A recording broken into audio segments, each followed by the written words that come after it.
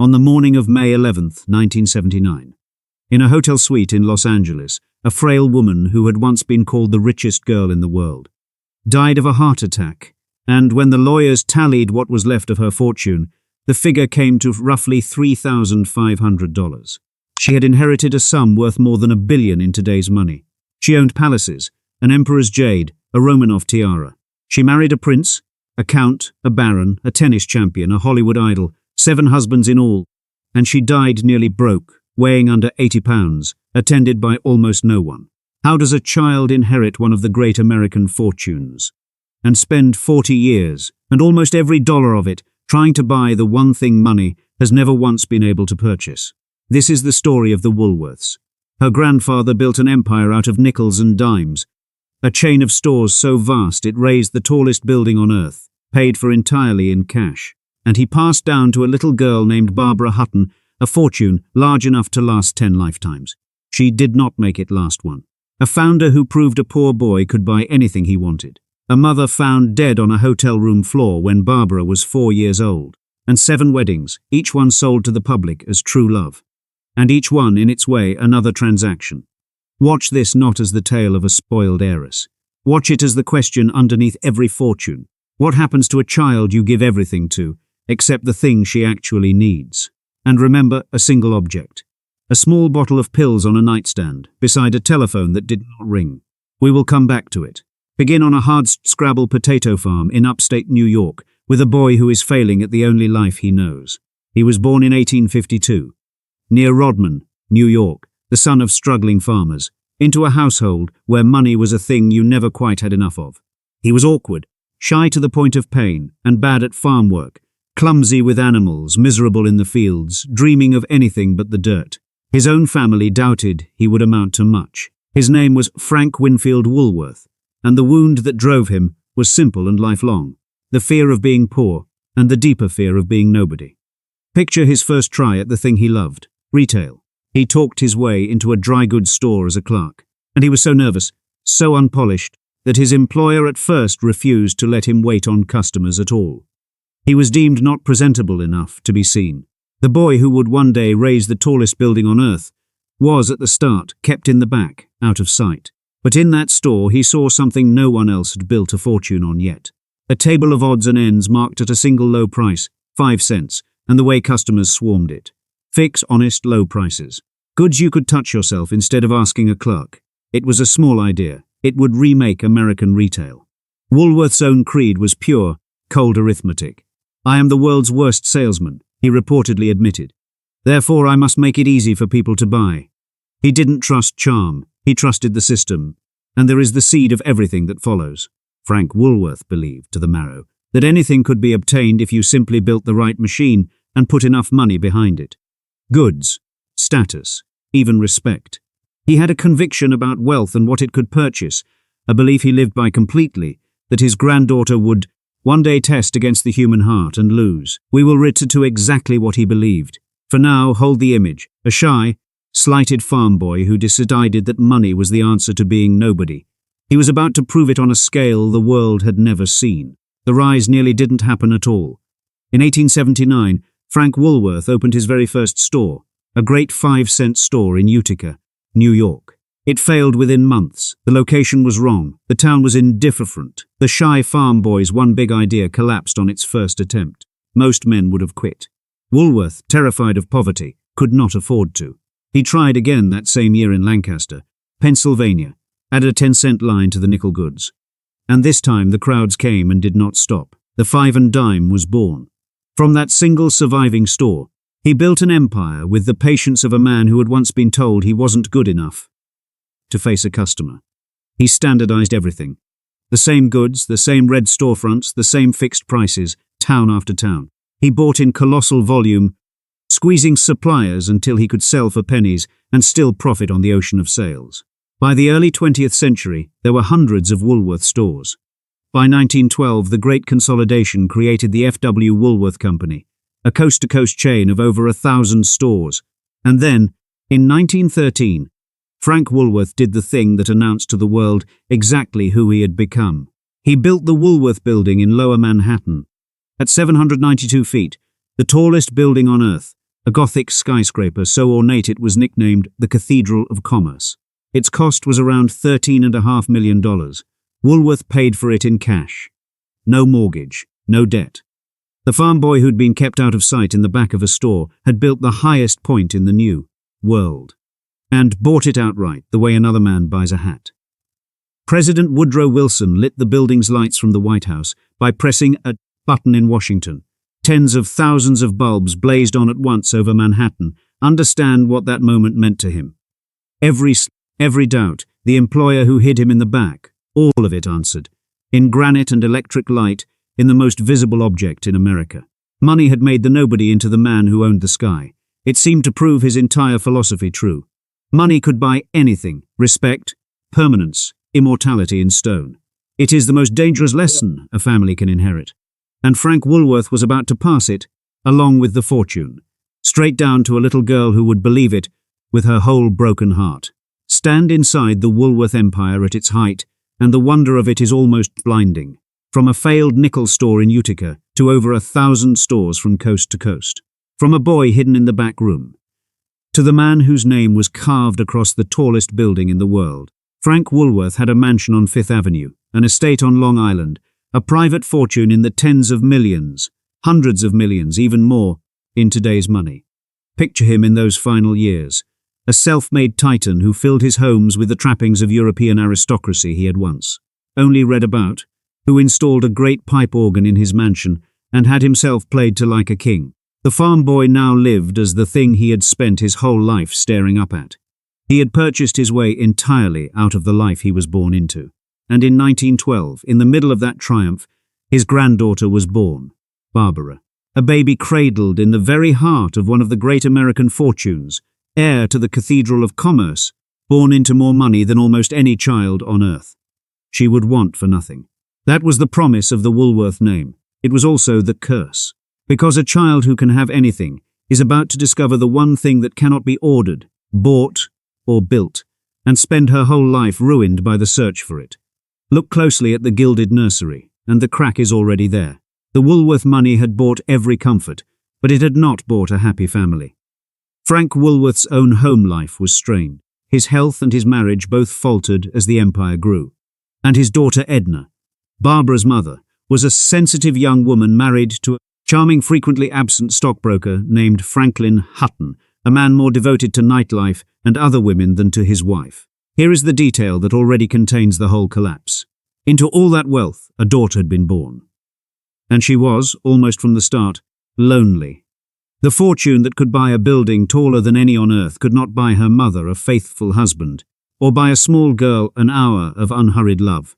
The Woolworth machine produced everything except warmth. The richest baby in America was about to become one of its loneliest children, and the first proof of it would arrive before she was old enough to read.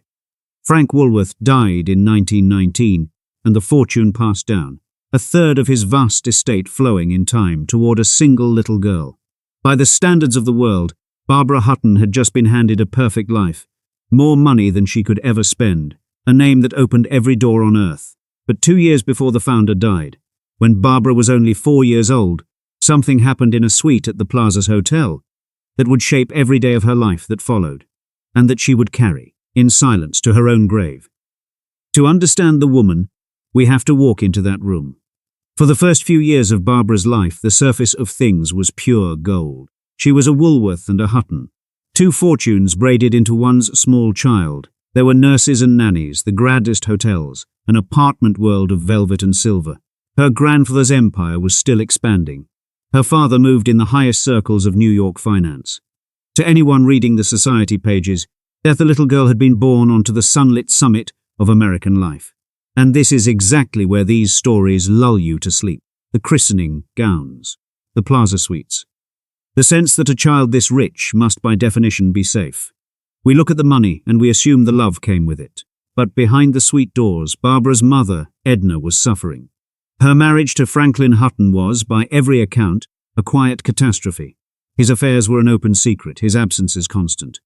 Edna, the heiress's daughter, had everything a woman could want except the one thing she had married for. She was wealthy, beautiful, and profoundly alone in her own marriage. The fortune kept the lights on, and the staff paid, and the world impressed. It could do nothing at all about the silence in the rooms where the family actually lived. Barbara was 4 years old. Old enough to sense unhappiness. Too young to understand it. Too young, certainly, to survive what was coming without being marked by it for the rest of her life.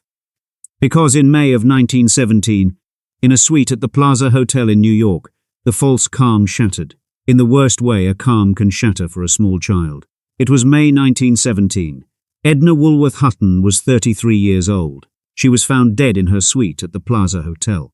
The official cause was given as an ear infection, chronic mastoiditis. That is what the family said. That is what the papers, handled carefully, mostly printed. But from the very beginning, those close to the family believed something else. That Edna, crushed by a faithless marriage and a private despair, had taken her own life. The Woolworth name was powerful enough to soften a headline. It was not powerful enough to change what had happened in that room. And here is the detail that defines Barbara Hutton's entire existence. The wound beneath all 7 marriages and every squandered dollar. It was Barbara, 4 years old, who is said to have found her mother's body. Sit with that for one moment, because everything else in this story flows from it. A 4-year-old girl, heir to one of the world's great fortunes, walking into a quiet hotel suite and finding her mother dead on the floor. No amount of Woolworth money could shield her from that single image. It would live behind her eyes for 62 more years. What happened next made it worse. Her father, Franklin Hutton, the absent, charming stockbroker, did not draw the grieving child close. He largely handed her off. Barbara was passed among relatives, nannies and boarding situations. Shuttled between her Woolworth grandfather's world and a rotating cast of caretakers, raised by staff and schools rather than by a parent who held her. Her father remarried. The little girl with all the money in the world became, in the ways that matter, an orphan with a trust fund. And watch the founder's lesson land on her in the cruelest possible form. Frank Woolworth had taught the family that money buys everything. So the adults around Barbara did what the Woolworth philosophy trained them to do. They gave her things, money, jewels, the finest of everything. They paid for her care instead of providing it. They substituted the fortune for the love. Because in this family, that substitution was the founding belief. A grieving 4-year-old did not need a tiara. She needed someone to hold her. The Woolworth machine could only offer the tiara. So Barbara grew up rich beyond imagining and starved in the one way that scars a person permanently. She learned, before she could even articulate it, the precise lesson that would destroy her. That she was valued for her fortune. And that love was something that came attached to money, or did not come at all. The first crack had opened, and it had opened in a child too young to do anything but absorb it. The first casualty of the Woolworth fortune was Edna, herself. And to understand Barbara, we have to grieve her mother properly. Because Barbara never got the chance to. Edna Woolworth had been the founder's daughter, raised inside the empire, handed the Woolworth name and the Woolworth wealth, married into the prominent Hutton family in what looked, on paper, like a perfect union of money and standing. She had everything the world counts. And it was not enough to keep her alive to 34. Here is the tragedy in its full shape. Edna was the first Woolworth to discover what the family fortune could not do. It could not make her husband love her. It could not fill the silence of a marriage built for the society pages.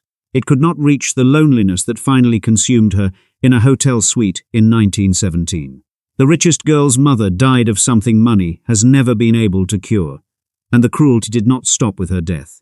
It passed, whole and intact, into her daughter. This is the inheritance that actually matters in this family. Not the dollars, the wound. Edna died of a loneliness that wealth couldn't fill. Barbara, finding her, inherited that exact loneliness before she was 5 years old, and would spend the next 6 decades, and the entire fortune, trying to fill it the only way her family had ever taught her, by purchasing closeness. Buying husbands, buying friends, buying the feeling of being wanted, over and over until the money ran out. The mother sought love and, failing to find it, died. The daughter sought love and, failing to find it, spent everything she had chasing it across the planet. Same wound, 2 generations, different ways of dying. What is the use of inheriting a third of an empire if the first thing you truly inherit is your mother's despair? Not the heiress's own death, not yet, but the first tragedy that set everything in motion. A mother dead at 33, a 4-year-old who found her, and a fortune that rushed in to fill the gap with objects, because no one in the Woolworth world knew how to fill it with anything else. Barbara Hutton would grow into a dazzling young woman, clever, poetic, achingly generous, genuinely kind by every account. She wrote poetry. She longed, openly and all her life, simply to be loved for herself. But she had been taught, in the worst classroom imaginable, that herself was not the valuable thing. Her fortune was. And the whole world was about to confirm that lesson, in the most public way possible, on the night she turned 18. In December 1930, Barbara Hutton came of age, and her family threw her a debutante ball so lavish it became a national scandal. The timing could not have been worse. The country was sinking into the Great Depression. Breadlines, shuttered banks, families ruined. And into that misery, the Hutton fortune poured a reported sum in the tens of thousands of dollars on a single party for one 18-year-old girl. Orchestras, a transformed ballroom, the cream of society. The press and a suffering public were appalled. It was here that a newspaper columnist pinned on her the phrase that would haunt her for the rest of her life. The poor little rich girl. The public saw a spoiled heiress flaunting obscene wealth while the nation starved. They saw the jewels, the gowns, the party. They mocked her, resented her, devoured every detail. What no one saw was the truth behind the phrase. Poor little rich girl was meant as sarcasm. It was, as in fact, the most accurate description of her anyone would ever write. Behind the diamonds was the 4-year-old from the Plaza suite. Motherless, raised by staff, certain that she was loved only for her money, and now publicly hated for the very fortune that was the source of all her loneliness. The world had decided who Barbara Hutton was, and it had decided to despise the loneliest rich girl in America. She responded the only way she knew how. She went looking for love, and she was willing to pay any price for it. Within 3 years, Barbara Hutton would stand at the altar with a self-styled Georgian prince, the first of 7 husbands. The world would call it a fairy tale. It was the beginning of a 40-year pattern in which the richest girl in the world would, again and again, buy herself a husband, and be robbed, betrayed, and abandoned by nearly everyone.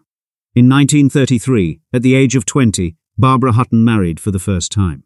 The groom was Prince Alexis Medivani, a charming, glamorous, self-styled Georgian prince whose royal title was, like his brother's, largely a beautiful invention.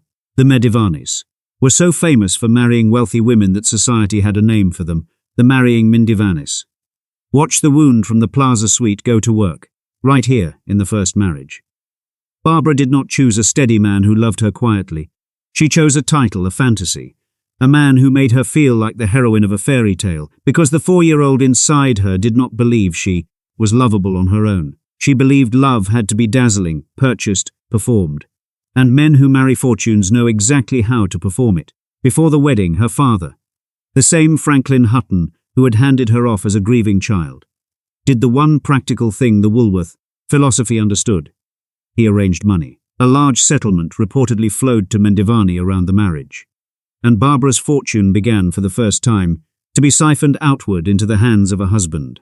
The marriage lasted barely 2 years. Medivani was unfaithful, dismissive and cruel about her appearance. He reportedly told her she was too heavy, a comment that helped trigger the eating disorders and crash dieting that would wreck her health for the rest of her life. She emerged from her first marriage thinner, sadder, poorer, and more convinced than ever that she had to buy devotion. The divorce came in 1935, and almost immediately the pattern repeated. Her second husband, that same year, was Count Kurt von Haugwitz Reventlow, a Danish nobleman with a real title, and, it emerged, a controlling and abusive temperament. This marriage gave Barbara the one genuinely good thing to come out of any of them. In 1936, her only child, a son, Lance. But the marriage itself curdled fast. Reventlow was domineering and, by Barbara's account, frightening. He maneuvered around her fortune. The relationship collapsed into a bitter, frightening separation, and by 1941 it was over. Husband number 2, gone, another piece of the fortune and the spirit chipped away. And here, in the middle of the wreckage, came the great exception, the husband who proves the entire tragedy. In 1942, Barbara married the film star Cary Grant. The papers, predictably, mocked the union with a cruel nickname, Cash and Cary. They assumed he was after her money like all the others. He wasn't. Cary Grant is the one husband on the entire list who reportedly took nothing from her, no settlement, no looting of the fortune. He was, by most accounts, genuinely fond of her and troubled by her unhappiness.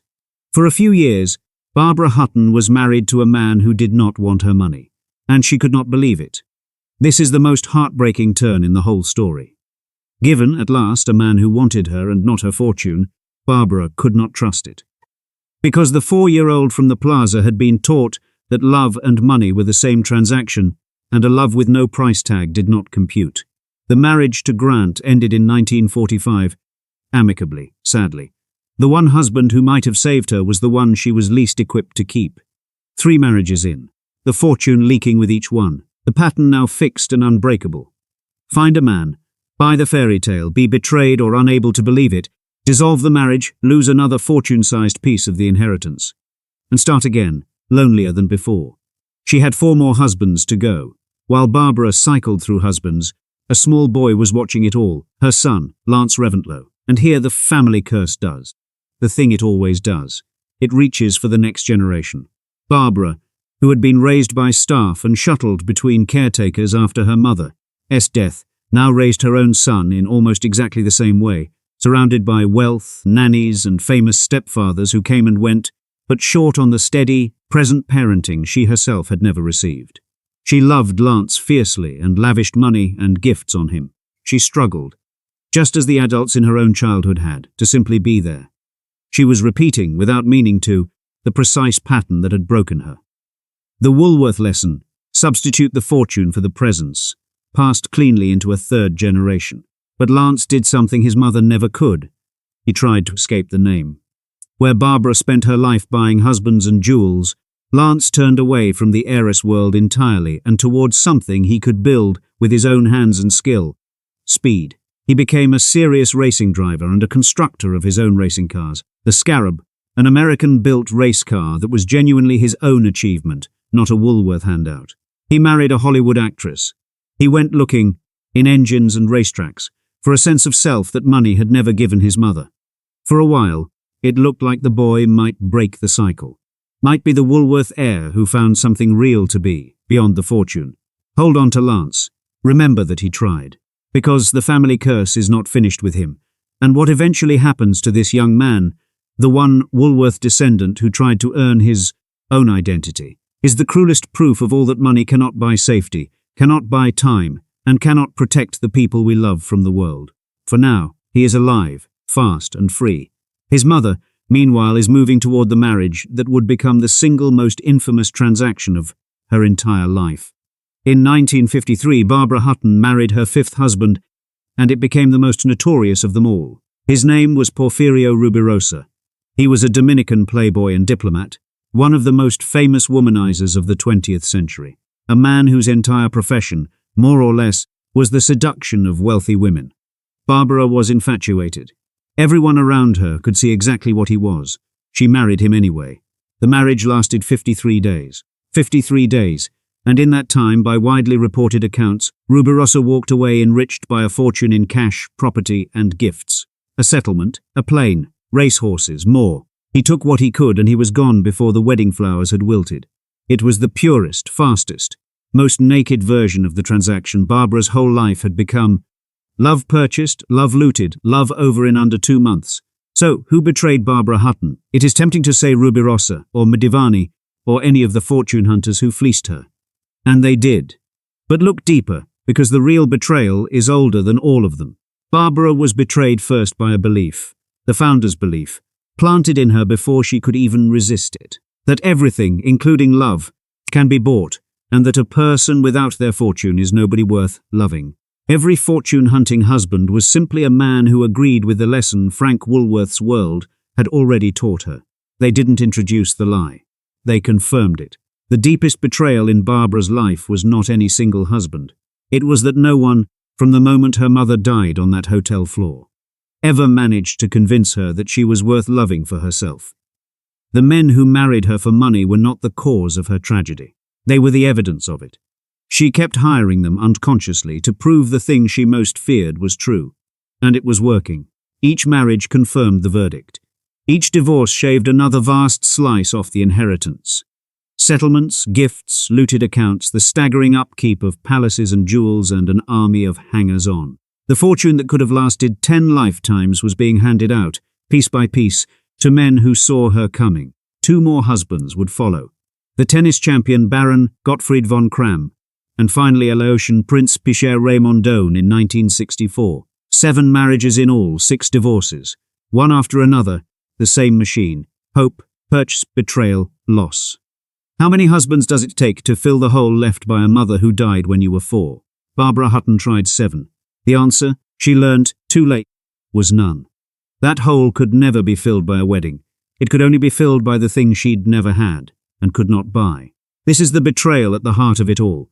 A woman so starved for love that she spent the largest girlhood fortune in America purchasing counterfeit versions of it, again and again, because the real thing had been taken from her before she could remember its face. The marriages were the symptom. The looting of the fortune was the symptom.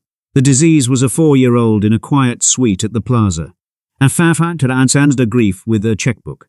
Now came the part where the checkbook finally ran dry.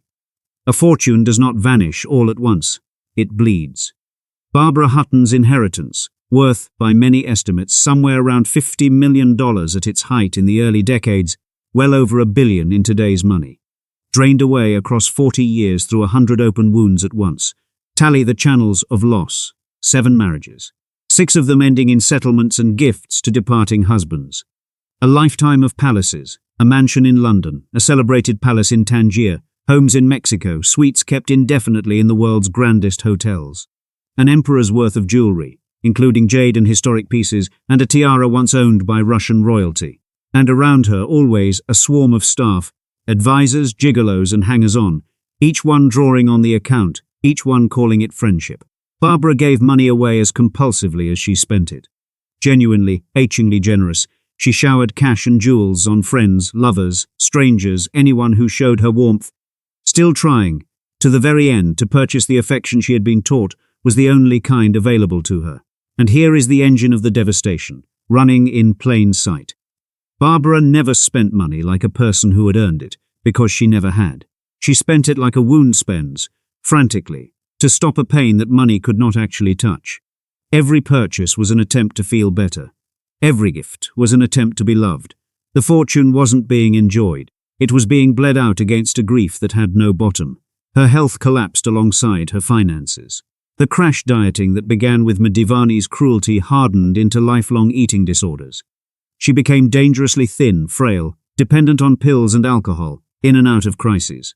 The richest girl in the world was, by her later years, a gaunt, fragile woman who often could not keep food down and could not bear to be alone. Look at the 2 ledgers side by side. On one, the Woolworth fortune. An empire of nickels and dimes, a building paid for in cash, a sum meant to secure 10 generations. On the other, what it actually purchased for the woman who inherited it. 7 failed marriages, a ruined body, a lifetime of being hunted for her money, and a loneliness so complete that she paid people to keep her company. The greatest 5-and-dime fortune in America bought its heiress almost nothing she truly needed. By the 1960s and into the 1970s, the unthinkable was happening. Barbara Hutton was running out of money. The settlements and the spending and the looting and the upkeep had done what no one thought possible. They had drained one of the great American fortunes down toward nothing. Advisors and hangers-on had helped themselves for decades. The principle that should have been untouchable had been touched and touched and touched again. This is the devastation the whole story has been building toward, and it is not really about the money. The money was always just the visible measure of the invisible loss. Barbara Hutton spent 40 years and $1 billion conducting a single doomed experiment. She tried to prove her grandfather right. She tried to buy love. And the final accounting, 7 husbands gone, her body wrecked, the fortune nearly exhausted, is the experiment's result, written in full. The answer the experiment returned was the one her mother had already discovered in a suite at the Plaza in 1917 and died of. Money cannot buy it. It never could. The fortune that took Frank Woolworth a lifetime of nickels and dimes to build, his granddaughter had very nearly spent to zero. Not on foolishness, exactly, but on the single most human and most impossible purchase there is. And it brings us back, at last, to what the founder believed. The conviction he lived by. The lesson he passed down with the money, never knowing it was the most dangerous thing in the entire inheritance. At the very beginning, I told you Frank Woolworth lived by a single conviction about money, and that his granddaughter would test it against the human heart and lose. It is time to name it plainly. Frank Woolworth believed that money could buy anything. He had lived the proof. A shy, slighted farm boy, told he wasn't presentable enough to face a customer, had used money to buy his way to the top of the world. Respect, status, a mansion full of borrowed aristocracy, the tallest building on earth, paid in cash. To Frank Woolworth, the evidence of his own life was overwhelming and unmistakable. There was no door that enough money could not open. That was the seed. That was the darkest secret of the house of Woolworth. Not a crime, not a scandal, but a belief. A founder so wounded by poverty and rejection that he concluded money was the answer to every form of human pain, and built a family on that conviction. When his daughter Edna was dying of loneliness, the family offered her wealth and status. When his great-granddaughter Barbara was orphaned by grief at 4, the family offered her jewels and trust funds. The Woolworth answer to every wound was always the same. Buy something. And it works. For goods. For buildings. For everything that has a price. It does not work for the only things that actually matter. And Barbara Hutton was the proof Frank Woolworth never lived to see. The family member who took his core belief, the one he'd staked his entire life on, and ran it all the way to its terrible conclusion. She tried to buy love 7 times. She tried to buy belonging with palaces and generosity and jewels. She spent the whole fortune on the experiment. The founder thought money could buy anything. His granddaughter spent $1 billion and her entire life proving the one exception. The exception that happened to be the only thing she ever truly wanted. She validated his whole philosophy about the world and disproved it about the heart, simultaneously with her own ruined life. Frank Woolworth built an empire on the certainty that wealth was the answer. Barbara Hutton was the question that empire could never answer. What do you do when the one thing you need is the one thing your money cannot buy? She was, by the mid-1970s, nearly out of money and entirely out of husbands. Frail, alone, fading. And then the family curse came back for the one person she had left. Her son. By the early 1970s, Barbara Hutton had almost nothing left of what the world had once envied. The fortune was nearly gone. The husbands were gone. Her health was a ruin of failed dieting, pills and frailty. But she still had one thing, the only thing that had ever truly belonged to her, rather than to her money. She had her son, Lance. And Lance, alone among everyone who had ever orbited the Woolworth fortune, had built a life that was genuinely his own. He had walked away from the Heiress world. He had become a respected racing driver and car builder, a man known for his own skill and nerve rather than his mother's name. He had found, in speed and engineering, the identity money had never been able to give Barbara. He was the proof that the curse could be broken, that a Woolworth could become a person instead of a fortune. He was the one good thing she had made, the one investment that had paid back something real. On July 24, 1972, Lance Reventlow boarded a small private plane in Colorado. He was 36 years old. The aircraft, flown by another pilot, crashed into a mountainside in bad weather. Everyone aboard was killed. The boy had tried to escape the family by mastering machines was killed. By one, not on a racetrack he commanded, but as a pantspass in a sky he could not control. And with that crash, the last thing Barbara Hutton had in the world was taken from her. Barbara never recovered from Lance's death. There was nothing left in her to recover with. Consider the symmetry of the 2 deaths that bracketed her life. It began with a death she could not understand, her mother, on a hotel room floor, when Barbara was 4. It effectively ended with a death she could not survive, her son on a mountainside, when she was 60. The richest girl in the world entered life by losing the person she needed most, and left it the same way. The fortune that filled every year in between had been powerless at both ends. Her final years were a slow disappearance.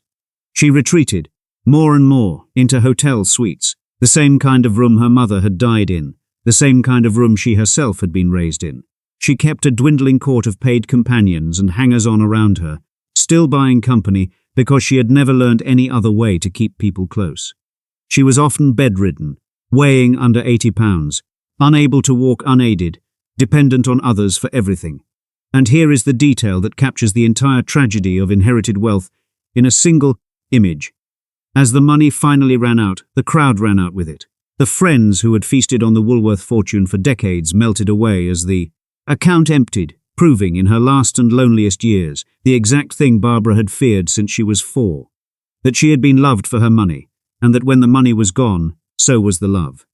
She had spent her whole life trying to disprove that fear. Her final years confirmed it.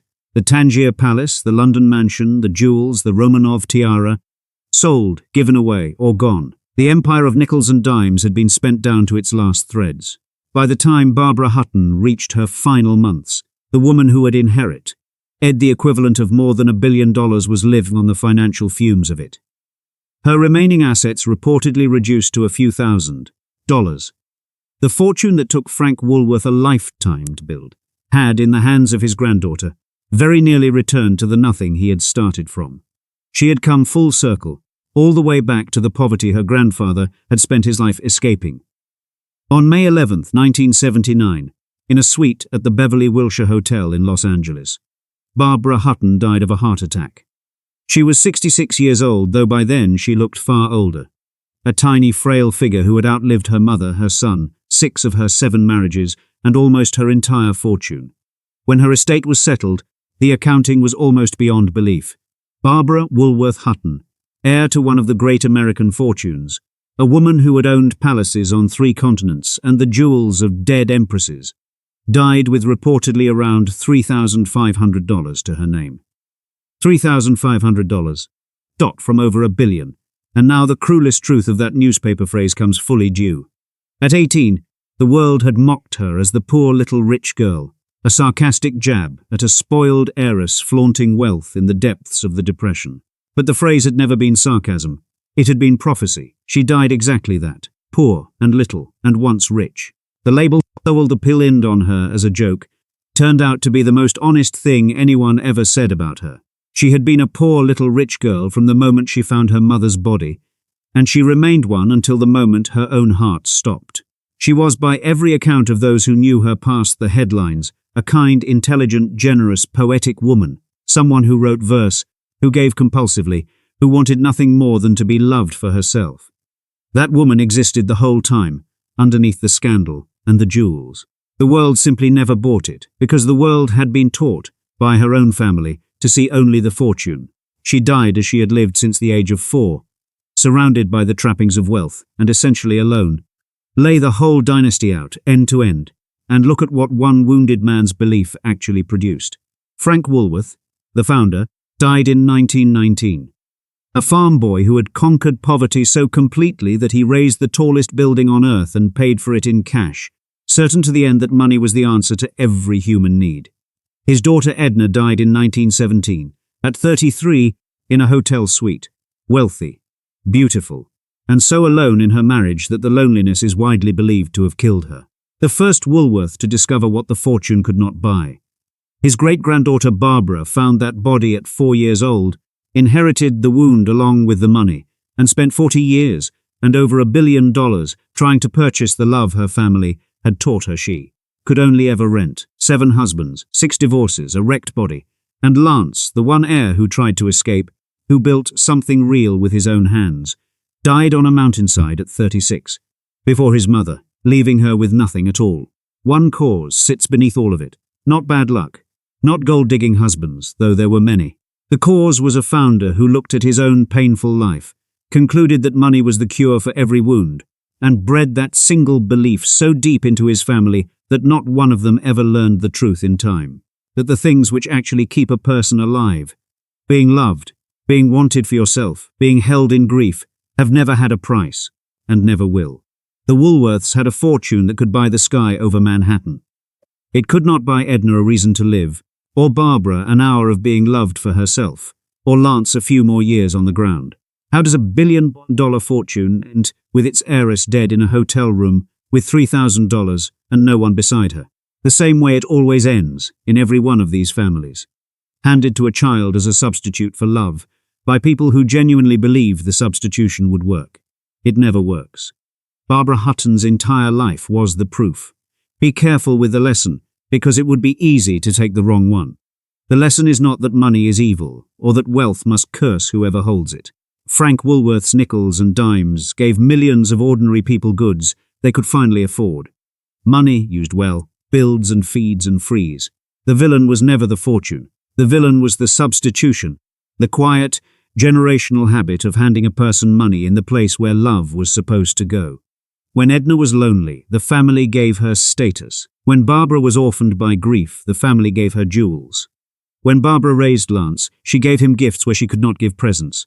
3 generations, 1 reflex. Pay instead of show up. What none of them understood, what cost them everything to learn, is that a child does not need a tiara.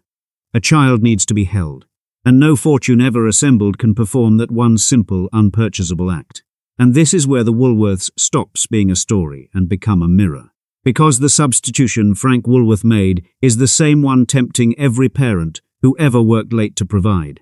The belief that the things we buy our children can stand in for the time we give them. That if we just secure them enough, they'll be safe. Barbara Hutton is the proof of where that ends. She was given the most money a girl could be given, and almost none of the things she actually needed.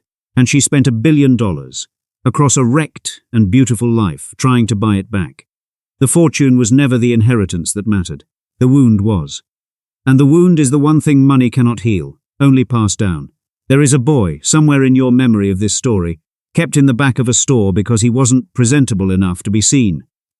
A farm boy who decided that money would make him somebody, and who proved it so completely that he bought the tallest building on earth. He got everything he wanted, and the fortune he built to defeat his own loneliness was handed down to a 4-year-old girl, who used it to chase love across the entire world, and died in a hotel suite with $3,000 and a telephone that did not ring. That silent phone is the whole story. Not the skyscraper, not the jewels, not the 7 weddings. A woman who could afford to call anyone on earth, and had no one left who would come. Barbara Hutton was the Woolworth heiress, who married 7 times and died penniless. But she was never really poor in the way the world laughed at. She was poor in the only way that has ever mattered, and no amount of money was ever going to make her rich.